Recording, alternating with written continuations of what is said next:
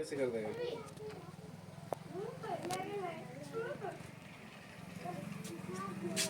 जय हिंद दोस्तों,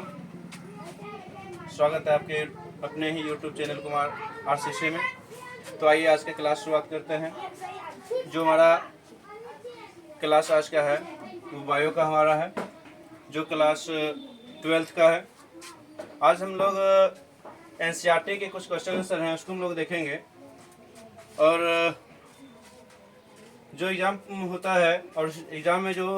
प्रश्न पूछने का जो पैटर्न रहता है उस पैटर्न को हम लोग समझते हुए आगे बढ़ेंगे, क्योंकि एग्ज़ाम में जो भी प्रश्न किया जाता है वो किताब के अंदर से रहता तो है ही, लेकिन जो उसका NCERT क्वेश्चन वगैरह रहता है उस NCERT से ज़्यादातर क्वेश्चन पूछा जाता है, चाहे वह ऑब्जेक्टिव बेस पे हो या फिर सब्जेक्टिव बेस पे। तो आज हम लोग NCERT के जो क्वेश्चन हैं उनको हम लोग देख रहे हैं। जो चैप्टर हम आगे ऊपर लिखा हुआ है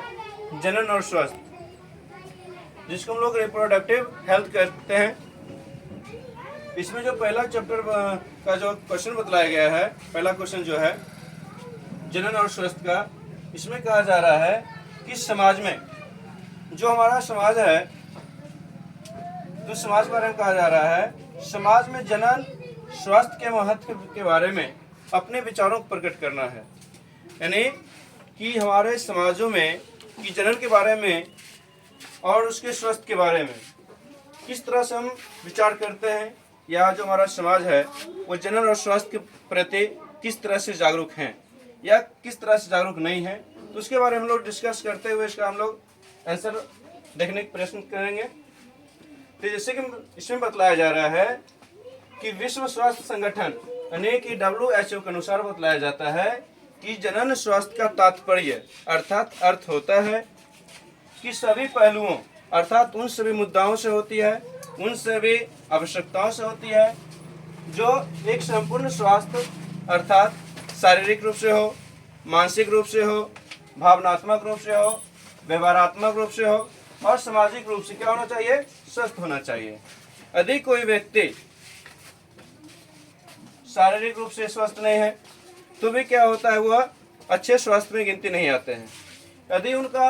शारीरिक रूप से वह स्वस्थ है मगर वो भावनात्मक रूप से, विचारात्मक रूप से या फिर व्यवहारात्मक रूप से क्या होते हैं, वह स्वस्थ नहीं होते हैं, तो हम उसको स्वस्थ नहीं कर सकते हैं। ठीक उसी तरह हम लोग आगे देख रहे हैं, तो कहता है जनन स्वास्थ्य के अर्थ में ही इसका महत्व छिपा है। यानी कहता है आखिर जनन स्वास्थ्य का महत्व क्या है, तो कहता है जो जनन स्वास्थ्य होता है उसी में उसका अर्थ छिपा हुआ होता है। अब किस तरह से छिपा होता है उसको हम लोग समझने का प्रयास करते हैं। तो कहता है कि जनन,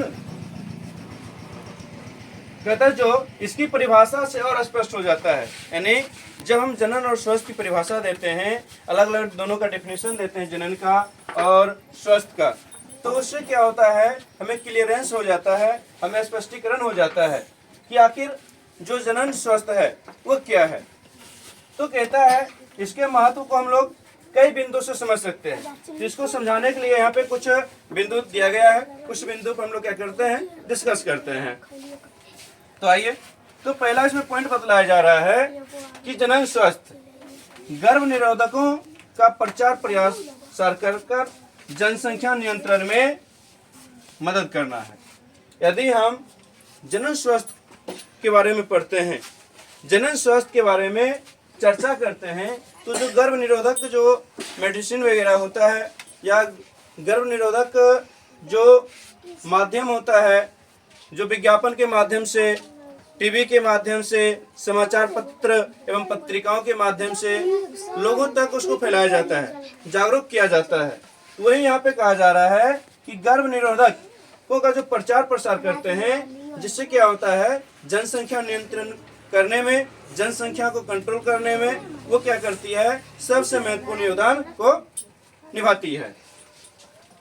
दूसरा पॉइंट इसमें कहा जा रहा है कि यह किशोरावस्था की समस्याओं से निपटने में अहम भूमिका निभाता है। यानी कि यदि किशोरावस्था की ओर हम लोग प्रवेश करते हैं, तो जब किशोरावस्था की ओर प्रवेश करता है तो वह उस अवस्थाओं में जो समस्याएं आती है, उन समस्याओं को निपटाने में, उस समस्याओं से छुटकारा पाने में हमें किस तरह से मदद मिलती है। तो जब तक हम जनन और स्वास्थ्य को अच्छी तरह से नहीं समझ पाएंगे तो क्या हो सकती है, जो हम किशोरावस्था से गुजरते हैं, क्या होता है कि जब हम किशोरावस्था में आते हैं, प्रवेश करते हैं या फिर किशोरावस्था से गुजरते हैं, तो उसमें जो समस्याएं होती है, उन समस्याओं को समझने में या सुलझाने में हमें बाधाएं उत्पन्न हो सकती है। तो जब हम जनन और स्वास्थ्य को पूर्ण रूपेण अच्छी तरह से समझ जाते हैं, तो वहाँ पे क्या होता है, किशोरावस्था में होने वाली समस्याओं से हमें निपटने में क्या होती है, अहम भूमिका मिलती है, अर्थात मदद मिलता है। अगला पॉइंट को हम लोग समझने का प्रयास करेंगे। कहता है सहायक जनन तकनीक, यानी कि कुछ ऐसा तकनीक आ चुकी है जिसके माध्यम से जो बांझे लोग होते हैं, अर्थात जो बांझ व्यक्ति होते हैं, हमारे समाज में कुछ ऐसे भी दंपति होते हैं, पति पत्नी होते हैं, जिनमें क्या होता है, निषेचन क्रिया नहीं हो पाती है, फर्टिलाइजेशन क्रिया सुचारू रूप से नहीं हो पाता है और वह संतान सुख को नहीं देख पाते हैं। तो ऐसे लोगों के लिए यह तकनीक अत्यंत जरूरी होता है। इसमें क्या होता है, यदि जो हमारे पुरुष व्यक्ति होते हैं या मेल बॉडी होते हैं, यदि उनके शरीर में स्पर्म का स्खलन सुचारू रूप से नहीं होता है, यदि होता है तो कम मात्रा में होता है या नहीं भी होता है, तो उस अवस्था में जो हमारे मेल बॉडी होते हैं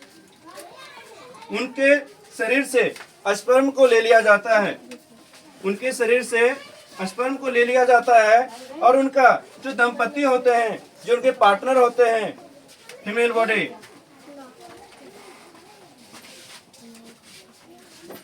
इस स्पर्म को एक ट्यूब के माध्यम से जो फीमेल बॉडी होती है उसके उनके गर्भाशय में प्रविष्ट करा दिया जाता है। और उसके उपरांत क्या होता है, वह उनकी जो पार्टनर होती है या जो उनकी पत्नियां होती है, वो क्या होती है, गर्भ धारण कर लेती है। उसके उपरांत क्या होता है, वह संतान सुख को प्राप्त कर लेती है। या फिर कभी कभी क्या होता है, ये जो मेल बॉडी होता है, पुरुष होते हैं, उनमें क्या होता है, स्पर्म बनता ही नहीं है। क्या होता है, स्पर्म बनता ही नहीं है। तो उस अवस्था में उन्हें संतान सुख कैसे मिले, इसके लिए ये अपने सगे संबंधी, ये जो व्यक्ति होते हैं, ये अपने सगे संबंधी से जो पूर्ण रूप से स्वस्थ हो, शारीरिक रूप से हो, मानसिक रूप से हो, व्यवहारात्मक रूप से हो, भावनात्मक रूप से, अर्थात संपूर्ण रूप से जब वह स्वस्थ होते हैं, उनका टेस्ट कर लिया जाता है, जांच कर लिया जाता है, और जांच करने के उपरांत वैसे व्यक्तियों से स्पर्म को लिया जाता है, तो हम वैसे व्यक्ति को स्पर्म दाता कहते हैं। जो हमें स्पर्म लेके देता है, अपना शुक्राणु लेके देता है, उसे हम लोग स्पर्म दाता के नाम से जानते हैं। तो उस अवस्था में क्या होता है, दूसरे किसी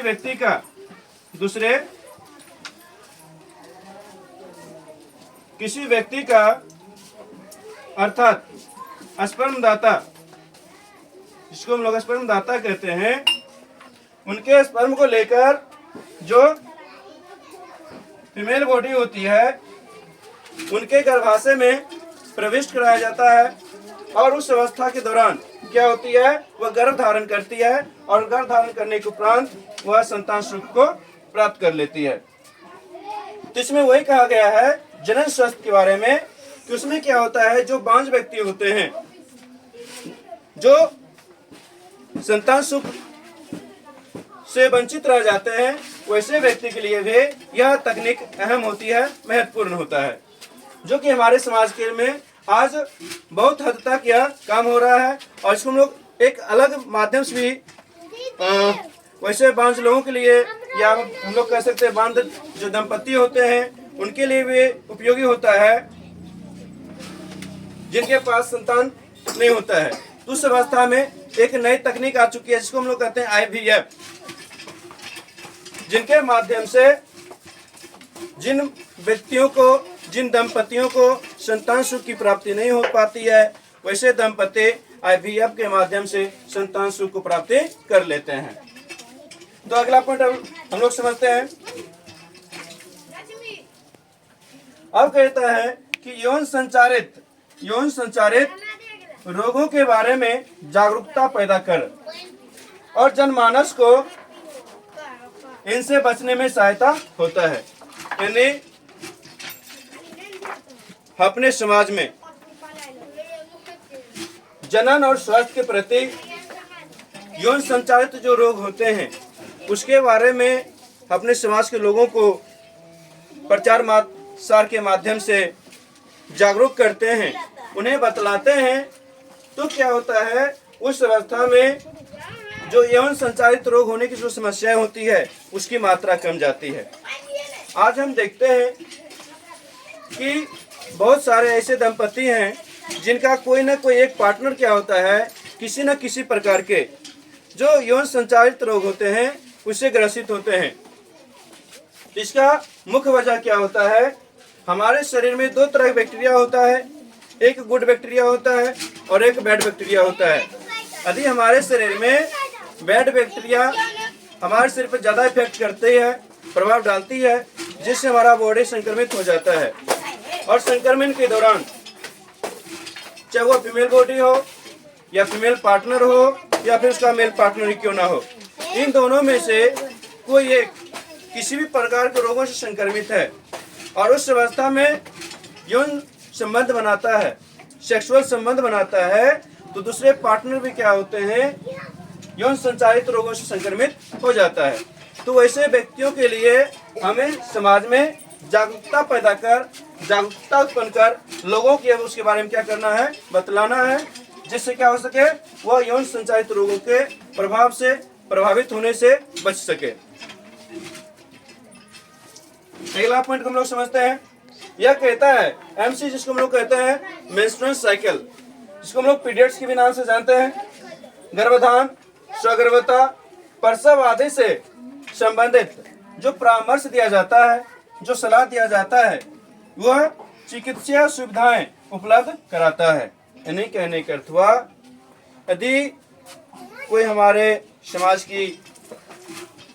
महिलाएं हैं तो उसमें क्या होता है, जो MC होता है या गर्भधान करती है, गर्भधान होता है कि जब उसमें निषेचन क्रिया संपूर्ण हो जाता है, जब वह गर्भावस्था धारण करने लगती है तो उस अवस्था को हम लोग गर्भधान करते हैं। जब अगला पॉइंट आता है स्वगर्भता, स्वगर्भता होता है जब महिलाओं का गर्भ 9 माह में पूर्ण हो जाती है और 9 माह के उपरांत जब बच्चे जन्म लेता है, जन्म लेने से पहले की जो अवधि होती है उसी को हम लोग स्वगर्भता के नाम से जानते हैं। स्वगर्भता के उपरांत क्या होता है, शिशु का जन्म होता है, बच्चे का जन्म होता है, जिसको हम लोग प्रसव कहते हैं। तो इसके माध्यम से क्या होता है, और चिकित्सा सुविधा के माध्यम से हम लोग क्या होते हैं, स्वस्थ रहते हैं। क्योंकि यदि कोई मादा या कोई महिलाएं पीरियड्स के दौरान वह किसी भी कारण किसी भी संक्रमण से संक्रमित हो गई है, या फिर जिसमें वह गर्भ धारण की है, या जिसमें उसके घर में बच्चा पल रहा होता है, या प्रसव से पहले